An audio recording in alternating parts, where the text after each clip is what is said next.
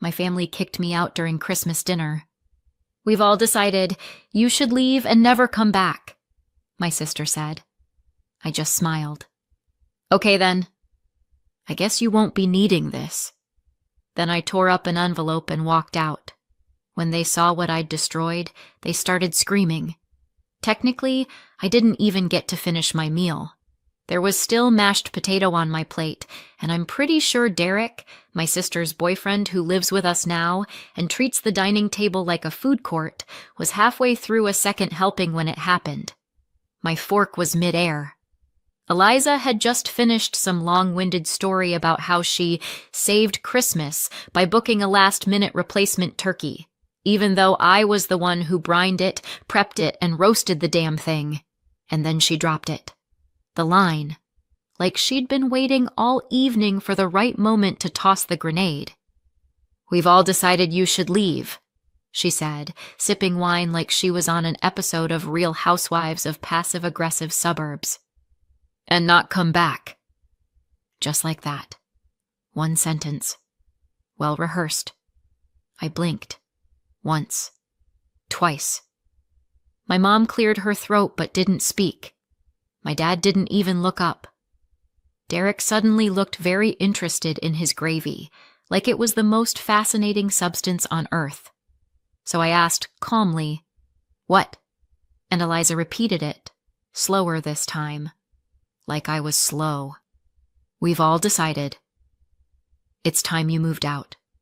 For good. No one corrected her. No one said, "Hold on, that's not what we talked about." Because they had talked about it. All of them. Without me. I guess family meetings don't require the full cast anymore. I looked at each of them in turn. My mom, twisting her napkin. My dad, cutting food he wasn't eating. Eliza, smug as hell in a white knit sweater that would have looked cozy if it didn't belong to the villain. And Derek, sweet, useless Derek, chewing like someone trying to disappear behind a dinner roll. Something in my chest cracked. But instead of falling apart, I reached into the inside pocket of my hoodie. I'd brought it in right before dinner, almost forgot it upstairs. Stupid, really. I had planned to wait until after dessert. I had rehearsed a little speech in my head, something casual but heartfelt. But now, I pulled out the envelope. It was thick, cream-colored. I'd sealed it with a gold sticker like a total sap. I held it up. Okay then, I said, smiling so wide my face hurt. I guess you won't be needing this. And I tore it. There was a moment, a beat, where no one moved. Just the sound of paper splitting. That soft, delicate tear that feels too quiet for what it means. Then I dropped it on the table. 2 perfect halves. Right on top of Derek's third roll. I walked around the table, grabbed my coat off the back of the chair, and started toward the stairs. It took about 4 seconds before Eliza shouted, "Wait! What was that?" But I didn't stop. I was already walking up the stairs, past the gallery wall of family photos I'm barely in, past the framed portrait in the hallway where I'm somehow blurry despite standing still. I started grabbing things. A backpack. My phone charger, toothbrush, socks. I didn't even fold my clothes, just shoved them into the bag in a panic sweep. Downstairs, I could hear voices rising. Eliza was panicking. My mom's voice kept saying something about timing, and couldn't she have waited? My dad finally spoke, I think. Or maybe it was Derek. Hard to tell. Half the time they all sound the same when they're scrambling to reverse a bad idea. I zipped the bag, slung it over my shoulder, and looked around my room one last time. The twin bed. The dent in the wall from when I tripped over my laundry basket. The bookshelf that still had my 7th grade spelling bee trophy on it, even though no one ever mentioned it again after Eliza won regionals the year after. I didn't say goodbye. I walked down the stairs slowly, taking in the noise, the realization starting to hit them. When I passed the dining room, I didn't stop. I didn't look at their faces. I didn't gloat. I just opened the door, stepped into the cold, and shut it behind me. They didn't come after me. Not at first. But they would. Eventually, they'd piece it together. They'd remember what today was supposed to be. They'd realize what I had been planning, what they threw away. It wasn't just a letter. It was something that could have changed everything. It's a weird thing, packing a bag in your own house like you're some kind of intruder. Worse when you realize no one stopped you. No one asked where you were going. They just let you go. It wasn't always like this.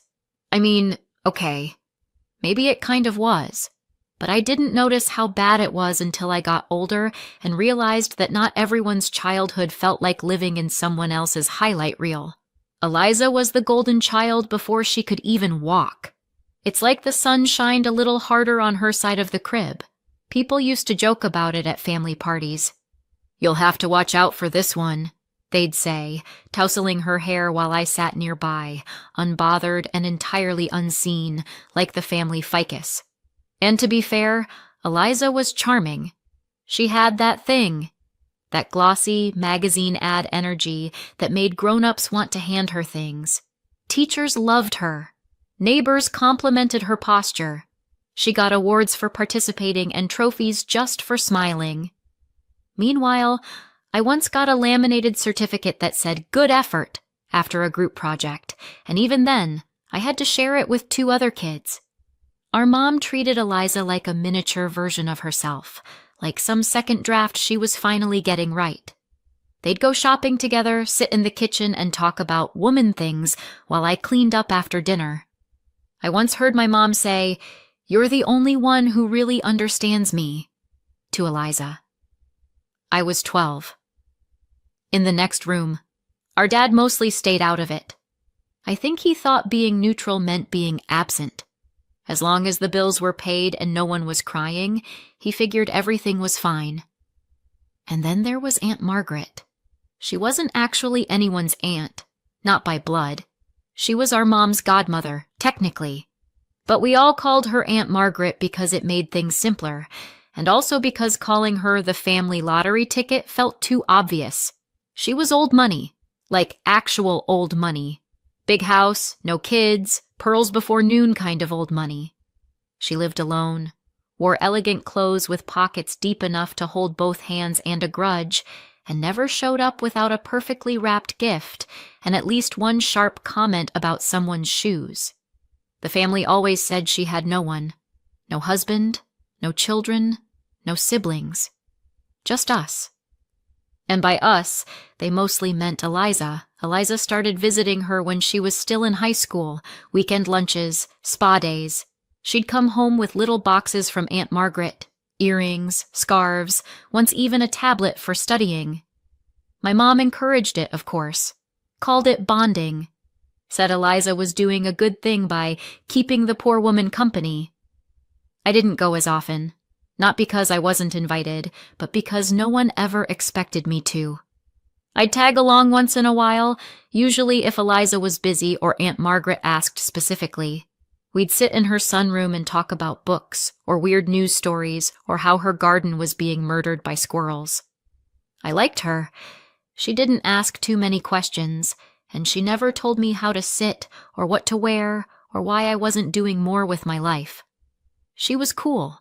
A little intimidating, but kind in her own way. When I turned 18, she gave me a fountain pen and said, "Every girl should have something beautiful that no one else touches." I still have it. Never used it. Anyway, you can probably guess where this is going. Aunt Margaret passed away a few months ago. Peacefully, in her sleep, according to the voicemail. Eliza was the one who got the call. I found out over group text. She'd been sick, apparently. Not that anyone told me, but the family wasn't devastated. Not really. They were polite about it, reserved. The way people are when they're sad about a delay, not a death, because everyone knew what came next. The will.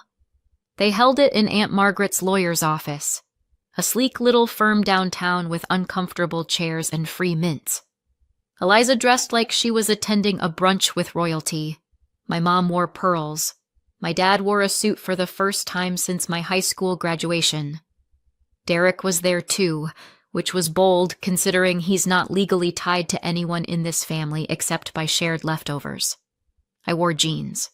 We all sat there while some paralegal handed out bottled water, and the lawyer, a stiff man named Harland, opened a leather folder and cleared his throat like he was about to sing the national anthem. And then he read it. The will. Everything. The house, the accounts, the car, the jewelry, the investments. All of it went to me. Not split. Not shared. Just me. There was a silence in that room that I will remember until the day I die. Eliza blinked like she was glitching. My mom's mouth opened and didn't close. My dad made a sound I can only describe as a soft reboot, and Derek, bless his heart, said, "Wait, her?" Harlan didn't flinch, just turned the page and kept reading. The rest of it was standard stuff. Donations to a library, instructions for the burial, notes about the estate sale. But none of it mattered, not after that first page. Afterward, we stood in the parking lot in silence. I didn't say anything. I couldn't. I was still trying to figure out if it was a mistake, a cruel joke, a misprint. Eliza broke the silence first. She didn't look at me when she said it. "What did you do?" And I just stared at her, because I didn't know. I didn't do anything. I hadn't tried. I hadn't schemed. I hadn't even imagined being included in that will, let alone inheriting everything. I felt stunned, and then guilty, and then weirdly ashamed. They stopped talking to me after that, stopped including me in conversations. I'd come downstairs and hear silence, walk into a room and feel the temperature drop 10 degrees. It was like I'd stolen something, like I was a thief living under their roof. So I decided to fix it. I started writing the letter, the one I planned to give them on Christmas, the one I sealed with a gold sticker and tucked into my hoodie before dinner, the one I tore up. I didn't decide to share the inheritance because I'm some saint. Let's get that straight. I wasn't trying to buy love or play peacekeeper or do the right thing like it was a math problem. Honestly, I think I just didn't want to be the reason they hated me, because even though I didn't ask for it, didn't compete, didn't lobby, didn't play the game, they made it pretty clear that me getting it was enough, that I was, in their eyes, the villain. And yeah, maybe part of me still wanted to believe there was some version of us that could be salvaged, that if I showed them I wasn't greedy, wasn't like them, they'd see me differently, that maybe, deep down, they still saw me as family. So I sat on my bed for 3 nights straight writing that letter, ran the numbers, figured out a breakdown that was fair, not equal, but generous. I kept a portion to myself. Aunt Margaret did choose me after all, but the rest I divided up cleanly, a lump sum for my parents to pay off their credit cards and fix the roof they'd been complaining about for years, a decent amount for Eliza, enough to feel like a win, not enough to fund another 5 years of online boutique drama, and even a slice for Derek, because I'm either charitable or stupid and still haven't figured out which. It wasn't just a letter. It was a way out. For all of us.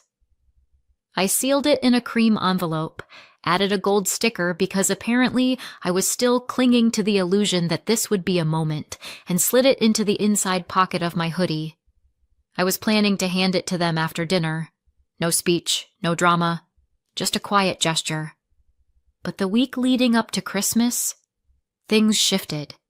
At first it was subtle. Eliza started asking weirdly specific questions, what kind of interest rate the lawyer mentioned, how liquid the assets were, whether I'd talked to a financial person yet. She asked like someone asking about your new haircut when they're really just checking to see if they still look better than you. Then it got bolder.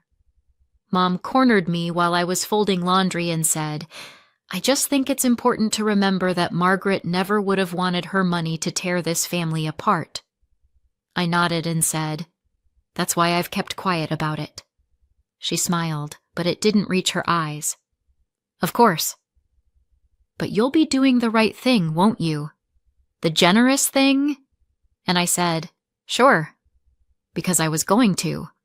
I already had. But that wasn't enough. Later that same night, I overheard Dad on the phone with someone, maybe his brother, maybe the neighbor he's weirdly close with, saying, "Yeah, Olivia's got it all, but we'll talk some sense into her. It's family. She won't keep it like it was a given, like not giving it to them would be an act of war." By Christmas Eve, Eliza was openly leaving tabs open on my laptop with links to luxury kitchen renovations and one of those awful white and gold couches she loves. Derek spent the morning suggesting they finally turn the guest room into a studio space, which was hilarious since A, it's not their house, and B, I currently live in the guest room. They were planning around me, around my money, around a life I hadn't agreed to be part of, and I still held on to that letter, still thought, maybe if I give them this, they'll stop looking at me like I'm some thief who cracked their safe. Then Christmas Day came. The table was set for 5. Eliza insisted on doing the centerpiece this year, something with fake cranberries and twine and a pine-scented candle that smelled like a Yankee Candle store exploded.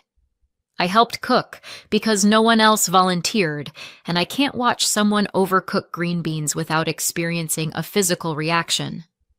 My mom didn't say thank you, but she did say the carrots were a little soft. Dinner started tense. Not unusual. No one looked at me until they did. At some point, Eliza turned to me with a smile that felt like being handed a contract and told to sign. "So," she said, "have you thought about how you're going to use it?"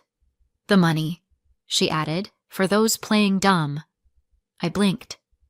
"I'm still thinking it through." She laughed. "Well, just remember who was there for her. Who kept her company all those years I said nothing." Mom chimed in. "It's not about us wanting anything, sweetie. But it would be hurtful if you didn't consider everything we've done for you." I was about to answer, still gently, still calmly, when Eliza hit the gas. "Honestly," she said, swirling her wine, "I don't even know how Aunt Margaret ended up giving it all to you." "You barely knew her." There it was, the thing they all believed but hadn't said out loud yet. "You think I did something?" I said slowly. No one answered. I reached into my pocket, felt the edge of the envelope. I had written that letter. I had planned this moment. I had come into this dinner still wanting peace, and they were ready to tear me apart over something I hadn't asked for, hadn't wanted really, until they made it clear I didn't deserve it. That's when Eliza said it. "We've all decided you should leave and never come back." Just like that. Like I was a roommate they'd voted out of a group lease. No one corrected her. No one defended me. I reached into my hoodie and pulled out the envelope, held it in front of me. They leaned forward like dogs waiting for a treat. I smiled. "Okay then," I said. "I guess you won't be needing this." And I tore it. Clean, quiet, deliberate. I watched Eliza's smile collapse in real time. I dropped the pieces on the table, stood, and walked toward the stairs. They were still blinking, still trying to compute what had just happened when I reached my room and started packing. Let them scream. Let them guess. They don't know what they lost, but they will. When I left the house, the cold hit my face like a slap, but it felt cleaner than anything that had just happened inside. I was halfway down the walkway when I heard the door fly open behind me. "Olivia!" Eliza's voice, sharp and urgent, like I'd just dropped something she owned. I suppose they've read the letter by now, the one I tore. They would have pieced it together eventually. I didn't stop walking. "Olivia, are you serious right now? You're actually leaving?" I reached the sidewalk before she caught up. She was barefoot, arms crossed over that gauzy top she wore like she was starring in some indie Christmas movie where the misunderstood influencer learns the true meaning of family. You don't have to do this, she panted, trying to sound reasonable now. We were just surprised. I turned to her, slowly. Surprised that I exist? Or surprised I didn't roll over and hand it all to you with a thank you card? Her face flickered. You didn't even earn it. There it was. You barely knew her, she added. We were the ones who visited, who took care of her, who waited for her to die so you could redecorate, I said flatly. Yeah.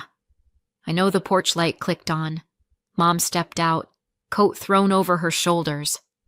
Sweetheart, she called, voice trembling. We didn't mean what we said. Eliza was just speaking for all of you, I said, loud and clear. Mom made her way down the steps, a little slower now. Look, emotions were running high, she said, but don't throw your future away over some misunderstanding. I stared at her. My future? She didn't blink. You don't know how hard the world is. You'll need us. Families fight, but we come back together. I almost laughed. You told me to pack my things and never come back. That was before we knew. She stopped herself. Before you knew what? That I had already decided to be generous? That you'd just burned the bridge that was meant to carry you? I don't need a ride, I said. I have a friend down the street. You're really just going to walk away? Eliza said, hugging herself. Like you don't owe us even a conversation? I looked at her. You made it very clear I didn't owe you a place at the table. And with that, I turned and kept walking. I didn't stop until the corner. They didn't follow. Not that night. 2 days later, they turned to extended family. The cousins, the uncles, the godmother I hadn't seen since middle school, but who now had a lot to say about respect and family obligations. Texts started rolling in, some vague. Hope you're doing okay. Heard there was some confusion, some not. You should be ashamed. Your parents sacrificed so much for you. One message from a second cousin even quoted scripture.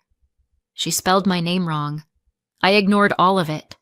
My friend Ava let me crash on her couch longer than I meant to. I offered rent money. She refused. Said, "You're not here forever." Just until you remember who you are, I thought I already had. Then the knock came. 3 days after Christmas, right after sunset. I was alone. I opened the door and nearly laughed. Mom, standing there like she hadn't thrown me out less than a week ago. Hi, she said. I didn't move. You're not supposed to know where I am. Aunt Lorraine told me, she said, like that explained everything. You shouldn't have cut us off. It's not right, I stared at her. You came all this way to say that? She looked past me into the living room. We just want to understand what happened, what you were thinking. You read the letter, I said. You know what I was thinking. But why did you write it? She asked, her voice pitching upward. Why would you offer us something so generous, then take it away? Because you told me to leave. We were upset. You meant it. She exhaled sharply. Eliza is heartbroken. Eliza is embarrassed, I corrected. That's not the same thing. I started to close the door. I don't want us to end like this, she said quickly. I paused. This isn't ending. This is you getting what you wanted. She didn't move. Then I reached into my coat pocket. I got something, I said. A letter. She squinted. From Aunt Margaret, I added. Her neighbor sent it. That shut her up. I pulled it out, carefully folded, worn at the crease. I didn't hand it to her. I read it. Aloud. Olivia, by the time this reaches you, I imagine a few people are upset. That's all right. When people don't get what they expected, they often forget what they already have. I didn't leave this to you because you tried to impress me. Quite the opposite. You were the only one who never did. You showed up with your whole self. No performance, no careful smiles. You treated me like a real person, not a stepping stone. That honesty stayed with me. This inheritance isn't a reward. It's a vote of confidence. I want you to build something that's yours, something you don't have to apologize for or shrink to fit into someone else's comfort zone. You don't owe anyone a piece of it. You never did. Use it boldly, freely, joyfully, and if people don't understand, let them wonder. With love and faith in your future, Margaret. I looked up. My mom was pale. She knew who you were, I said, even when you thought she didn't. Her mouth opened, closed. I gave her a small smile, not warm, not cruel, just done. Tell Eliza I'm not coming back. Then I closed the door, and this time, I didn't look back. 3 weeks later, I moved into a one-bedroom apartment with creaky floors and windows that stuck in the corners. But it was mine. No one else's name on the lease. No voices yelling down the hall. No footsteps outside my door that made me brace. I didn't go big. Not yet. I could have. But I wanted to take my time. To start small, and honest, and real. I bought a decent mattress. The kind you pick out for comfort, not because it was on clearance in your childhood size. My friend Ava came by and helped me hang a corkboard over the desk. I pinned one thing to it. The letter. Sometimes I reread it. Not because I need the reminder, but because it reminds me that I didn't make all this up. I really was seen, and still chosen. And that's enough to start something real. They've stopped calling. I hear through the grapevine that Eliza's rebrand flopped, Derek moved out, and my parents are keeping to themselves these days. Apparently no one wants to visit the house now. Something about the energy feeling off. I don't miss them. Not anymore. I miss who I hoped they were. But now I know better. And knowing better is the closest thing I've ever had to peace. Sometimes I still wonder if I went too far.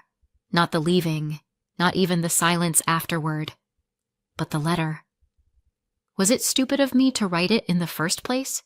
To believe even for a second that handing them money would make them see me differently? Or maybe it wasn't stupid. Maybe it was just the last thread of hope unraveling on paper. Either way, I tore it up. And honestly, I haven't regretted that part once. But still, what do you think? Did I do the right thing? Or was I just as naive as they said? Let me know in the comments. And if you enjoyed the story, don't forget to subscribe for more.